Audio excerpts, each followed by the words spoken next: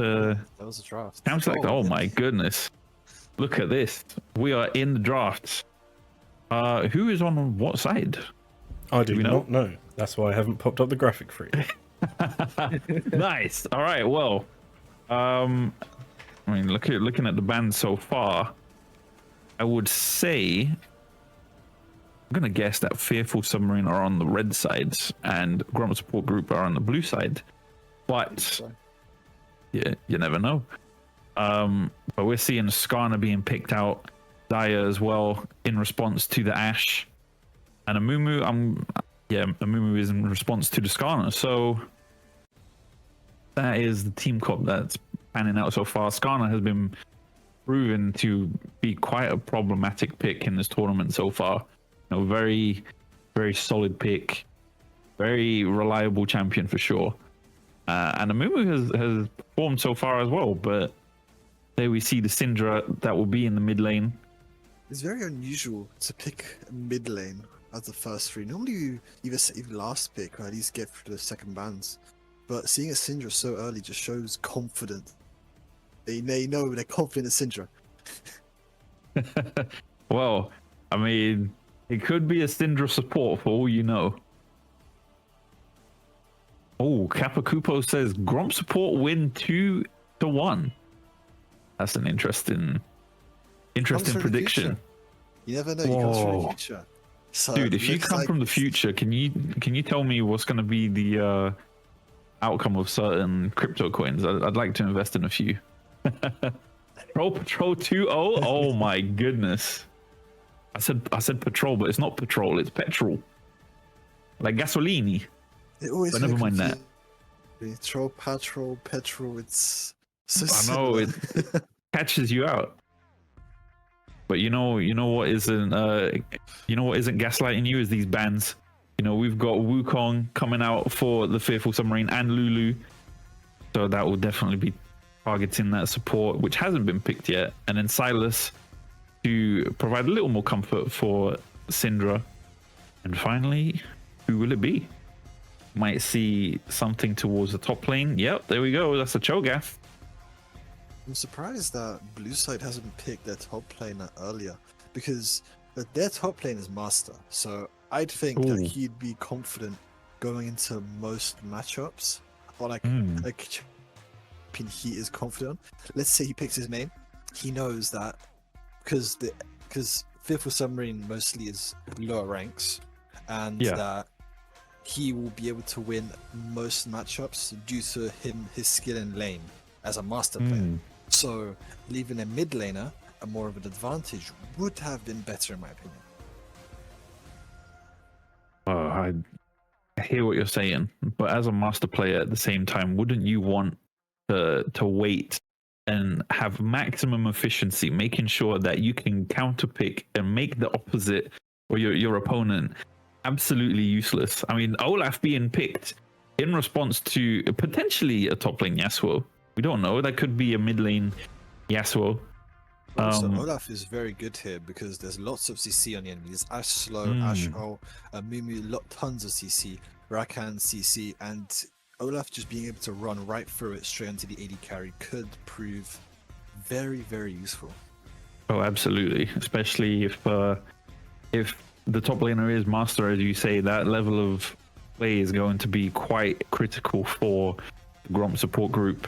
So if he's able to ignore all of that CC and everything, run straight for the problem on the other side, yeah, this could be it could be an easy win for the GROMP support group. The Fearful Submarine have a very, very nice combo setup. They have a Mumu, Rakan, and Yasuo. Mumu gets a sick ult, Rakan lifts them all up, and then Yasuo sweeps them all with his ult. Could much work. Oh yeah, for sure. There's definitely some wombo potential. The last character to get picked. Yeah, that's a good question. Has it been selected or has it bugged out? I think it's bugged out. I'll let you know what the champ that was picked once we get into game. All right, well, Chai is saying it's Mundo. It's Mundo. They didn't pick. Well, okay. If it's a Mundo because they didn't pick, then that's quite interesting. Is Mundo even good into Olaf? I'd think not. That is a good Because- question. Because Mundo is mean- good against like against weak early game, or where he can just safely scale, or like Yep. hit a Q, go in for an auto with his what's it, heart steal, right? And then Yes. he then walk away, and then he's completely fine. But Olaf, he doesn't actually CC, but his Q has a very heavy slow. Oh yeah, for sure. Definitely keeps you in place and forces you to fight him. Either you do something about it, or he just continues to slash up your back. So who knows? This could be. Maybe they know something that we don't, and this is a comfort pick for them against Olaf, or perhaps just a way to provide a very stable, reliable tank on their team, considering they only have maybe a Mumu, but a Mumu nowadays tends to build a bit more damage than tank, right? Yeah, I mean, Amimu can build both. In this team, I'd build more damage because of Skarner and Nautilus tanks. He'd probably build Leandries pretty early on, especially with Olaf, who is a bruiser and will get generally lots of HP. They have enough kill potential onto the carriers, Syndra and Zaya, with all the CC, and with Mundo being able to tank the front line along with Amimu. But because they already have a Mundo, I don't think Amimu will have to need to go full tank trying to tank everything. Oh yeah, of Because course. more damage could be better. Depends how the game goes though. Because if Amumu's ahead, he can just CC for free and never die. But if he's Yeah. behind, even if he hits CC, he can get one shot pretty easily. Yeah, I think you're right about it. It's something that they will have to decide on as the game goes on, because it's going to be very very pace dependent. If they fall behind, then I'd guess that a Mumu, even Rakan, maybe might go for a lot of tank. But if they do manage to get the lead and get ahead, then we might see them fall onto a little bit more damage, run their lead a little bit more, and just I think Fifth Submarine does very much have better team fight potential with all like the AoE, tons of AoE, tons of CC working together. Mundo can also just walk through his ultimate, also healing more based on the amount of enemies around him. And if they do get those carries, even Olaf won't be a problem, because Olaf is only really a problem if you let him run through and don't focus him down. If for he's sure. in his if he's not in his ultimate anymore, by like you kited him or such, then he's the easiest CC him and he can't heal up.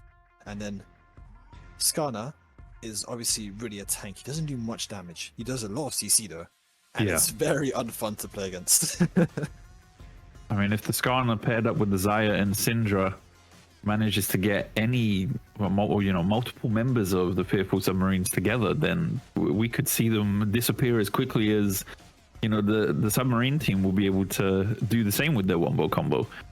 So it's very much something that's up in the air, highly down to how these two play, and we'll see. We'll see how it goes for these two teams. Yeah, I do think generally Gromps has a better draft as more of a general, well-rounded team. Yep. But Fearful, they're definitely much better when it comes to team fights, with lots of everything just to hit everybody at the same time, or easily focus someone down the fight, go to next target, next target, next target. And if they really get those comms down and can really work together, they could easily stomp team fights. Yeah, I can definitely see that happening. We'll just have to wait and see who reaches level 6 first and then takes advantage of that lead. Shall we run a poll? I think it might be time for a poll. For those of you that are watching on Twitch, we are going to put up a poll onto the server, because who doesn't like a good poll, right? See which one of you guys think is going to win. Let's see. We got who wins. I'm going to do this. Oh, look, I don't even need to do it. I don't even need to do it. Shout out to Day Zero, host of this tournament. Amazing. Yeah. Guy is on it. There you go. The poll is live on Just the ahead of the game. absolutely. He is too good. Head on over to the general chat in the server if you want to cast your vote, because we can't provide you with votes on Twitch until, you know, an affiliate is acquired, but that's only a matter of time. Let's see how long that takes. So yeah, head on over, cast your vote, let us know what you think. Who will take this, GROMP support group or the Fearful Submarines? One team you have seen played before and the other not yet, so it's entirely up in the air who could win. Yeah, definitely. And the comps, it doesn't give away a clear winner yet. There's no way to tell purely just from. I mean, if you knew their playstyle of Fearless Submarine, then you could tell. But this is the first time playing, anything could happen. Absolutely. You could see a reverse 2-0 of Fearful Submarine just completely 2-0ing. Not the Gromps, the favored to win. I mean, at the moment, the Gromps are leading the poll with 2 votes. So it's entirely possible that they will be the ones to run away with it. But listen, at the end of the day, what matters and what speaks for itself are the results on the Rift. You know, the numbers don't lie. Maybe someday they will ban Skarner for Oliver, who must definitely hate Skarner. He's definitely he's definitely E'd, then ulted under tower versus Skarner top lane. And that is the most unfun thing. At least they nerfed it a lot. They nerfed it a lot, I'll give it that. You know what's quite funny is for me, I stopped playing, I think, yeah, when I stopped playing entirely was just before Skarner came out. The rework, and I used to play rework Skarner. He was my guy. You know, I was a old Skarner enjoyer, old Galio. I used to love those champs, and now, you know, the cool kids have taken over. Now you got this new Skarner who looks really cool. I think he looks really cool. Seems somewhat true to the original, but the new Galio, I can't get behind that. That's not my guy. Now, old man. I know. I have to get with the times now. But I think I know there's definitely around Aatrox's one, Aatrox rework. People are complaining that he basically became a completely different champion. Yeah, I mean, he basically became more like Riven, right? Especially with his Q. Yeah, he became like Riven, where majority of his damage comes from a single ability. Yeah. I mean, technically Riven also has an ultimate for pure damage, but Aatrox, his only damaging ability is Q. That's it. And that's the one you're fearing on top lane. When you see him on top lane, you know you're bringing Ignite and Bramble Vest. Maybe not Ignite, but Bramble Vest definitely. And then who am playing Aatrox, I'm going to go cry in my corner as soon as I see that Bramble. I mean, that's the top lane experience, isn't it? You get ahead just a little bit, the other guy pulls out Bramble Vest, and you're like, well, shit. There goes all my healing. There goes all of my, you know, there goes my lead. Every single skirmish is going to be an item punching you in the face at the same time you're getting punched in the face. And as soon as, if on Aatrox, right, you reach like 20 minutes, and like you're carrying, let's say that, right? And 20 minutes comes along and no one has brought an anti-heal item yet somehow. Then you pick one play, like a double kill maybe. The entire new team, anti-heal. And it's just, what do you do anymore? You just don't heal. You just have to hold it. That's it. You just have to start either split pushing or try get picks or just die. Yeah. That's what you can do. Or just heal more. Yes, exactly. Pull out the Spirit Visage, pull out the Redemption if you have to. Heal as much as you can. I do wonder in how long the game is going to be started. It's been a while. That is a fun prediction in itself. How long is this game going to be? Yeah. Well, what do you think? Do you think it's going to be a 20-minute wrap? Honestly, I think it might end just before a Baron fight. where it's like team fight, and then whoever gets Baron can just end pretty much. Do you know what I mean? Where it's like Okay. Baron fight, and then it's just like, oh, mid's pushed in, and because they've got Baron buff after winning a team fight, then they'll kind of just end it from there. So you're saying first Baron will be the win condition? That's it. I don't know if first Baron, but a Baron would definitely be A the condition. Baron, okay. I mean, Baron so far seems to have been the win con. I think there's only been one series or one game where there was Elder Dragon that decided the fate of the match, but it seems as though so far it has been Baron into win for To be fair- quite a lot of series in this tournament. To be fair, Elder Dragon is kind of like, once you do get it, it is you're handed a win, because the amount of true damage and just the execute is just way too powerful for any team to handle, unless it's like you stole the Elder. If you're a winning team with Elder, it is just meant to be over. But Baron is kind of like a supportive buff. It doesn't end the game, but it helps you really end the game and push it towards that end. Oh yeah, for sure. Especially with the execute. I mean, that's nothing to scoff at. You know, when you're at the, what's the word I'm looking for? You're in danger of dying at like 10-15% HP. I can't remember what's the bracket for execution. When that It's appears on your life bar, it's 20%. Yeah, it's 20%. Ay. Well, yeah, that's just scary in itself. Yeah. I mean, I understand the design philosophy behind it, where it's supposed to be this buff ends the game. If you get a team fight, Yeah. it's the game changer, you know, and that's it. Because by Elder, the game should start to end. Like there should be like more of a clear winner. Because Yes. later on, although Baron is a very good pushing tool and it can. Oh, there's a pause apparently. Oh, we have a and- pause. Okay. Although Baron is a very good utility, it's not really as combat orientated as Elder. And Okay. and it's meant to kind of like support. It won't bridge a complete gap between like if full build, right? Yep. Full build. The two teams are close. Looks That like was the it. game looks like to be finally starting, which is great. We made it. We got here in the end. How does it feel, Synthet? Feels amazing.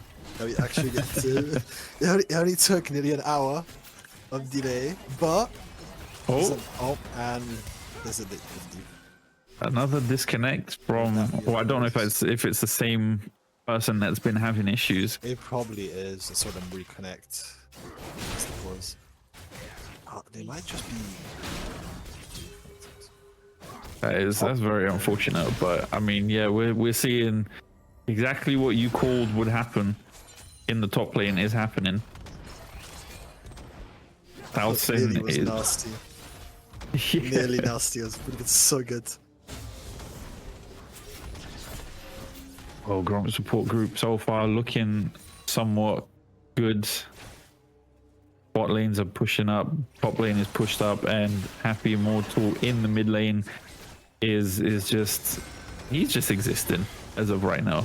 Tech issues aside, yeah, it's not feeling too good, but somehow he's not too far on CS. Well, okay, never mind. He's far on CS now. It's not looking good. He's still lagging, unfortunately. Yeah. But here we see Thalsin in this top lane with this Olaf, showing exactly what you were saying beforehand. Just running over this Mundo.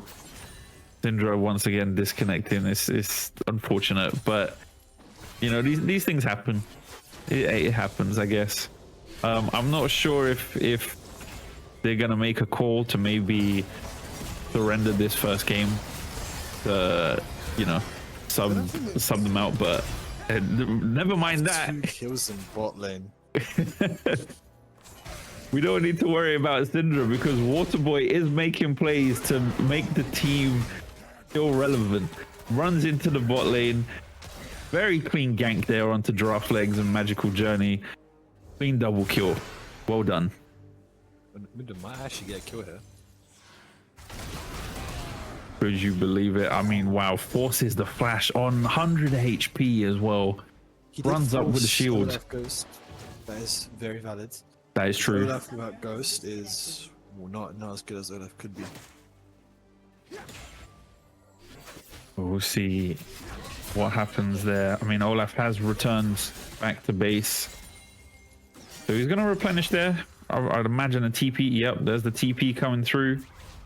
Toby notices that, says, you know what? I don't want the smoke. I'm going home as well. Recharge your batteries. Waterboy, though, protecting his mid lane. Conscious of what's going on with Syndra. Just paying a visit. He is leaving a gap in the team where the mid lane is missing. But could be worse. At least they're there. Oh, absolutely. I mean, look, when you have plays like this going on in the bot lane with your jungler, I don't think you have to worry too much about your performance in the mid lane. Yeah, very good coordination, set up perfectly, and no one was left alive. They didn't need to burn anything. They still have both flashes. All that was used, I think it was Nautilus Ignite. Yes.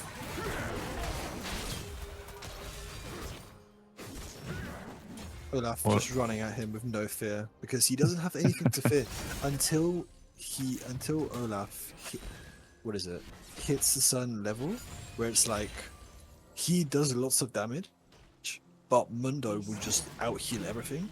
Then Yeah. it really does that. I mean, I think Mundo it's should buy Bramble first. not the Bramble vest. Oh my goodness. I mean, I think it is a ticking time bomb for both of them, right? Since Olaf probably just wants his Q max, and then Mundo just wants to be able to get his ult so he can, ignore most of what's going on. I think his passive levels or it scales at a certain level as well, right? But hold on a minute, Syndra's back in the mid lane. Yeah, Mundo's passive scales with max health. He heals based on that every 5 seconds, and it increases as his level goes up. Which, honestly, that's right. It's pretty strong. He loves to stack HP. HP is like the most important stat on Mundo. His E scales of HP, his ultimate scales of HP. You can never go wrong just stacking HP. I mean, that is HP the character, but Olaf showing he does not care at all. Dives under the turret and secures the first kill in top lane with he's got double his CS as well. It's not looking too good for Toby. I mean, this is how I did say top lane would go, because Olaf just has way too much. He has slow, he has healing, and Mundo, he just cannot go through so much permanent healing. Mundo has healing, like his ultimate, but once he uses that, he can no longer pull it out again. He has to wait quite a while. And early on, his ultimate is surprisingly weak because it doesn't heal near as much as when third rank. Oh, of course, because of the scaling. Well, hold on a minute, Waterboy here invading onto Amumu's jungle and gets the kill. Wow, what a show of dominance, just showing that he has no fear at all, no respect for dog over me. I mean, there is no dog over him anymore. Now the dog is 6 feet under. If you look top lane, Sky might get caught. Tries to escape there, but we've got two skirmishes going on at the same time. Bomba with the Nautilus hook. Grabs that. That's the first blood in the duo, in the 2v2, and another kill for Xayah. Wow. I mean, these guys showing that the lead that they've picked up from Waterboy's help definitely helped out. Syndra said, sorry guys, I can't play, and her team has said, we got this. And they're showing exactly why they won their last game. Oh, of course. I mean, when you've got this much confidence with your players in each position, definitely shows that you can take the back seat. Southsin making it look so easy there. Easy second kill in the top lane, 69, very nice CS over Toby's 34. It's getting worse for Toby, despite the fact that they're down a mid laner.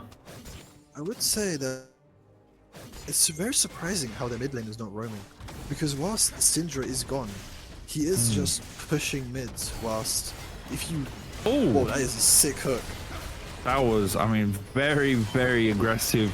With the Skarner engage as well, I mean, these guys are hungry for blood. They say, hey, listen, you're trying to take a free turret. We can't let you have that. But the tornado and the ult coming out from Jasomat.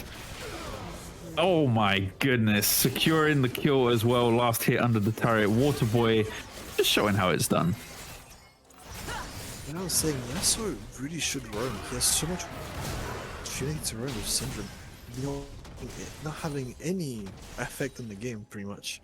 What you can do is walk from spawn to attack, lag out, and then walk back to fountain. It is a very sad sight to see, but nonetheless, every lane is winning for Gromp. Even surprisingly, Syndra, ignoring CS, just deaths wise, Yasuo has a win. Syndra doesn't. What I'm saying. I mean, yeah, of course. As we said before, the numbers speak for themselves, right? I mean, I can understand the reason as to why Yasuo is trying to shove that mid lane. It opens up the map for your team, allows them to move around a little more. But your team at the moment are struggling in the side lanes, as you said. He should be going around and supporting them, as you see right now in the bot lane. Draftlegs getting caught with a hook once again. Kill comes out for Bomba, and then he decides to donate the other one to his AD carry. Pizzazz picking up the other kill there. Another clean 2v2 for GROMP support group. And Jasomat again getting caught out by two members of GROMP support group there in the mid lane. It's not looking too good. Yeah, a 4v5, yet they show no fear. They act as if it's a 5v5, and it's nothing happened. They don't have a lever. They're playing exactly how in a rank game, as if nothing has gone wrong. Oh, of course. Just playing it perfectly. Even here in the skirmish. Yeah, I mean, Waterboy is showing again, just reminding Dog Over Me that he's in the wrong place. This is my neighborhood, not yours. Mundo tries to turn up and get, oh my goodness, absolutely bursted. What tank? There is no tank. Amumu joining him as well. Waterboy having to bail out Ignited, but double kill coming out for Sausin on that Olaf. I mean, yeah, this, despite it being a 4v5, they're showing that all four members are in complete sync. Yeah. And even in a fight, they've got each other's backs, knowing that they're not going to ever die. This Skarner is so close to dying, but trusting his team and knowing that in a fight, if they work together, they can just completely win. So he survives. Oh yeah. I mean, it definitely helps when you're in a sticky situation and your team are there to back you up. That is exactly the kind of coordination that you want with your team. All three Void Grubs being six. Never mind. We didn't even see the first three get picked up. That is 6 Void Grubs for the GROMP support group right there. And you see there as well, Mumu starting the dragon, trying to get a return objective. They did pick up the first dragon, however, the Cloud Dragon. We also didn't see that. So hey, they're onto something. There has been a lot of fights, so it's very easy to miss when a dragon or Void Grubs happen, because it just fights. And here we're about to see the very, very close Skarner surviving. Yeah, I mean, you see there, the team were in complete synchronization. Or the Fearful Submarine team are off guard. I mean, they didn't expect it. We saw Rakan having to flash there, trying to save his team. Mundo got absolutely bursted. Didn't expect that level of damage. Didn't even pop his ultimate there, but never mind that. In response, I mean, yeah, Fearful Submarine picked up the dragon, but once again, Skarner on the brink of death. And the GROMP support group respond in kind, saying, hey, look, you want to take objectives, we'll just take your lives, don't worry. Yeah. This is how it went down right here. I mean, look at that. Skarner just in there once again. 1v1 against the Mumu, bullying him. I mean, that was a very clean smite from Dog Over Me, but yeah, it did cost them their lives, and Yasuo tried to jump in as well to help out. Couldn't even secure the kill on Skarner. That's so unfortunate. And the Xayah ult as well to try to secure things. And that Scarlet, he knew exactly what he was doing to dodge everything. Yeah, Skarner was very clean there. It's just Showing this that kind of he's- teamwork you'll never ever see in a solo queue game. Absolutely. I mean, that's what Flex Queue is for at the end of the day, right? Yeah. I have no doubt that. What I did see earlier was in the fight where the Skarner nearly died, not the winning hit. Oh, hold on a minute. Mumu's here showing up saying, hey, I'm here to lend a hand finally at 14 minutes on the clock. But Alcid says, oh, don't worry, guys. I got you guys covered. Here's a one-way trip back to base. Thanks for the gold. 7-0, 120 CS over Mundo 04 with 76 CS. Meanwhile, in the mid lane, it just carries on. The skirmishes don't stop. And hold on a minute. I don't know if you guys have clocked, but 50 minutes on the clock. 4v5. GROMP support group have 20 kills to none. 21, sorry, may I add, as Waterboy picks up the first one there. Hold on. Oh, Happy Immortal, no. He showed up. He's saying, hey guys, I'm still here. Just to donate the first kill to Rakan. Yeah, hate to see it. It's like watching you're watching like your kid run into the roads and then they just get hit by a car whilst all the parents watch. No, little Timmy, no. Who could have seen this happen? Nobody saw it coming. Oh, but apparently Magical Journey did, as he stunned the Syndra right under the turret. Said, you know what? In all this misery, I may as well pick up 300 gold. Yeah. It's very rough. Definitely unprecedented in this situation. They're down a team member, but GROMP support group really commanding the outcome of this game. However, in these scenarios where you are down a team member, if your team are really strong, and if they don't manage to close this out early, this could work against them. You know, if all 5 members of Fearful Submarine are able to reach full build, and the GROMP support group are still down a team member, this could be bad for them. You know, while it looks really good right now, there is still a chance that it could go wrong for them. Because for Submarine, they have time on their side. I mean, if they reach the end, it's a matter of how the games go. But Yep. if they do wait, although it's not the most, what is it, sportsman-like strategy of waiting it so everyone's full build and it's just a 4v5 where it's purely like items don't matter anymore, your gold doesn't matter because everyone has the same amount. But in theory, if they do reach that point, that is when they'll have much greater advantage. Oh yeah, for sure. Yeah.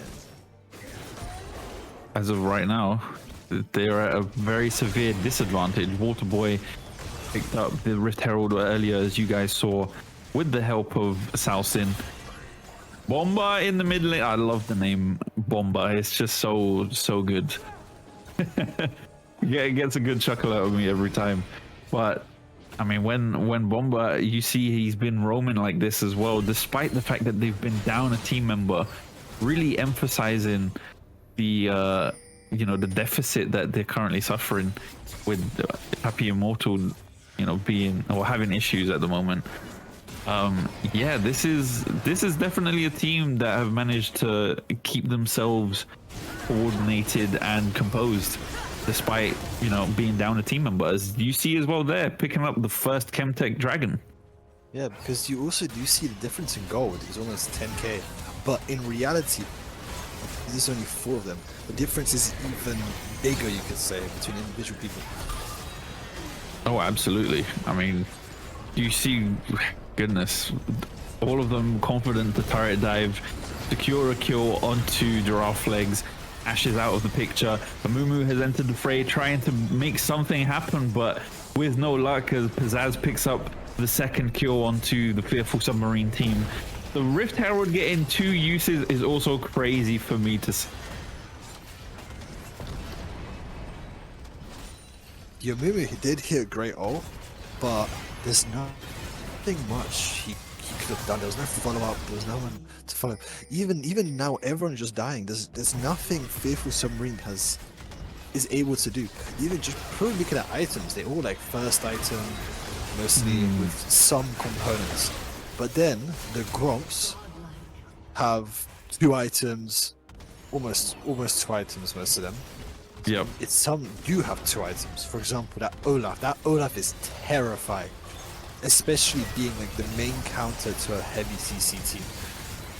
Yeah, and he's just happily pushing the bot lane while all of this chaos and brutality is going on in the mid lane. You know, you guys clearly see every single member of the Fearful Submarines just running one by one like lemons to defend the turret, the inhib turret, and each one losing their lives at that you know, at that cost. So yeah, it's not looking too good for these guys at the moment.